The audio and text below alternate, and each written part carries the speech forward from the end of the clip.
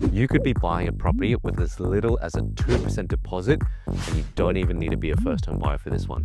This is the Help to Buy scheme. Now, what is the Help to Buy scheme? Well, the government actually pays for a portion of your deposit for you, depending on if you're buying an established property or if you're buying a brand new property. So with as little as a 2% deposit, they could be making up the rest of the 28% deposit, so 30% in total to buy an existing home, and then up to 40% to buy a home brand new.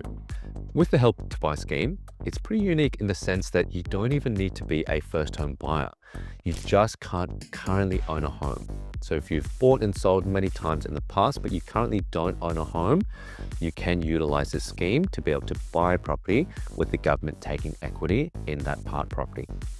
Now, whenever the government takes equity in your property, it's not always the best idea because all of that growth that you have whilst you hold that property, and then when you sell the property, there is going to be a part that goes to the government later on when you sell.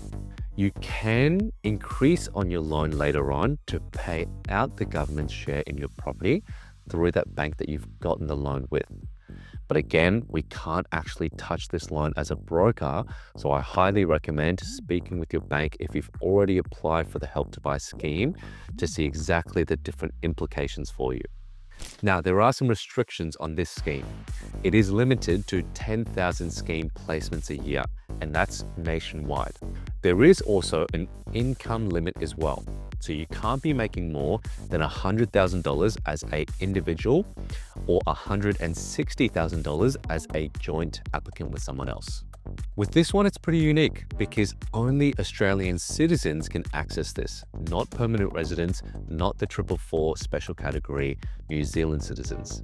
The same limits apply for the Queensland specific limits on the first home guarantee scheme.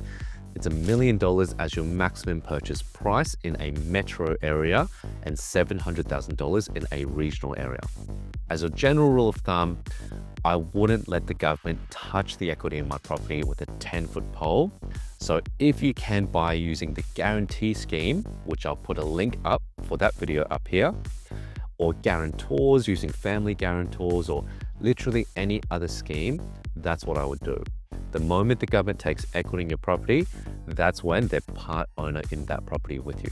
And so just beware, even though it sounds great, them putting up to 38% of a deposit for you, and you only need to front in the 2%, it can be a big cost down the line. Now, this Help to Buy scheme is a nationwide scheme. You may have heard, if you're Queensland based, that there is a new scheme called the Boost to Buy scheme. A lot of people get these mixed up. If you want to learn about the Boost to Buy scheme, click here and I'll take you to the link while I explain exactly what the Boost to Buy scheme is. It's very different. It's Queensland specific. There's different rules, different income limits, and all of those things. So we'll see you in the next video.